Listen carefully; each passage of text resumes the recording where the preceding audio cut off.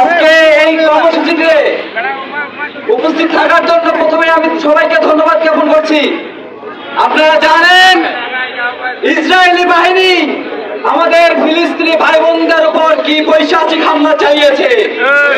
আমরা এই হাতীবান্ধার মাটি থেকে তীব্র নিন্দা জানাচ্ছি।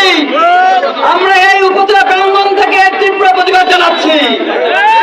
আমি হাতীবান্ধার মাটি থেকে নেতানিয়াহুকে মনে করিয়ে দিতে চাই, তুমি কি ফেরাউন নমরুদের ইতিহাস ভুলে গেছো?